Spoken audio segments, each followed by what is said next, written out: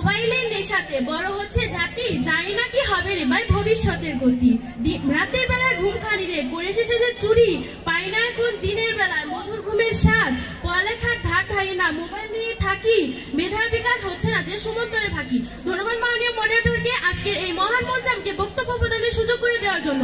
বিতর্ক চলছে এবং আজকের বিতর্কের বিষয় নির্ধারিত হয়েছে মোবাইল ফোনে শিক্ষার্থীদের পিছিয়ে পড়ার অন্যতম কারণ। বাস্তবতার প্রেক্ষাপটে দাঁড়িয়ে ও অত্যন্ত যুক্তিসঙ্গত কারণে আমি ও আমার দল এর পক্ষে অবস্থান করছি।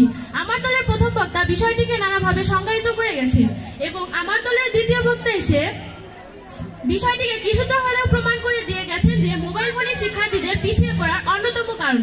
এ পর্যায়ে আমি পক্ষ দলের তৃতীয় বক্তা অর্থাৎ দলনেতা হিসেবে বিষয়টিকে সুস্পষ্টভাবে যুক্তি দিয়ে প্রমাণ করে দিয়ে যাব যে মোবাইল ফোনে শিক্ষার্থীদের পিছিয়ে পড়ার অন্যতম কারণ। মাননীয় মডারেটর, রায়হান একজন ভালো ছাত্র ছিল। পঞ্চম ও অষ্টম শ্রেণীতে সে জিপিএ 5 পাওয়ায় বাবা মা তাকে নিয়ে আকাশ সমান স্বপ্ন ছিল, কিন্তু সেই স্বপ্ন একদিন দুঃস্বপ্নে পরিণত হলো মোবাইল ফোনের কারণে। উপবৃত্তি টাকা দিয়ে তার বাবা মাকে বুঝিয়ে শুনিয়ে সে একটি স্মার্টফোন ক্রয় করে এবং যে সময়ে কিনা তার পড়ালেখা নিয়ে ব্যস্ত থাকার কথা সে সময় সে ফোন নিয়ে ব্যস্ত থাকতো। মাননীয় মডারেটর, এখানে কিন্তু ফোনের কারণে রায়হান কবিরের পড়ালেখা নষ্ট হয়েছে। পরবর্তীতে তার এসএসসি পরীক্ষা হলো এবং অতি প্রত্যাশার ফলাফল শুনে তার বাবা মায়ের প্রায় অজ্ঞানপ্রায় অবস্থা। তখন তারা বিষয়টি অনুধাবন করতে পেরেছিল ঠিকই, কিন্তু তখন তাদের হাতে কিছুই করার ছিল না। তখন কিছু ভেবে না পেয়ে বাবা তার হাত থেকে স্মার্টফোনটি নিয়ে ছুঁড়ে ফেলে দেয়।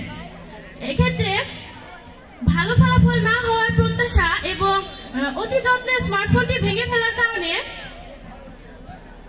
সে ভেঙে পড়ে এবং বেছে নেয় আত্মহত্যার পথ। হ্যাঁ মাননীয় মডারেটর, এই মোবাইল ফোনের কারণে আজকে রায়হানের মতো হাজার হাজার ছেলে মেয়েরা বেছে নিচ্ছে আত্মহত্যার পথ। মাননীয় মডারেটর, আমার প্রতিপক্ষ দলের বন্ধুরা প্রশ্ন করে গেছেন যে শিক্ষার্থী যদি মোবাইল ফোন ভালো কাজে ব্যবহার না করে তাহলে শিক্ষার্থীদের কি দোষ? এখানে আমি বলবো মাননীয় প্রতিপক্ষ দলের বন্ধুরা, আপনি যদি বিড়ালের সামনে মাছ দিয়ে বলেন যে দাদা ভাই আপনি মাছ খাবেন না, তাহলে বিড়াল তো কথা শুনবে না, মাছটি খেয়ে ফেলবে।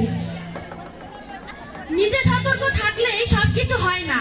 এখন আপনার সামনে যদি বিড়ালের সামনে যদি মাছ থাকে তাহলে বিড়াল তো মাছটি খেয়েই ফেলবে। মাননীয় মডারেটর, লক্ষ্য করুন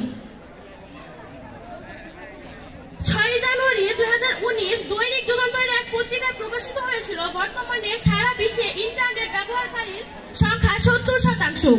এখানে দেখা গেছে তরুণ তরুণীর সংখ্যা 80%। এক্ষেত্রে বাংলা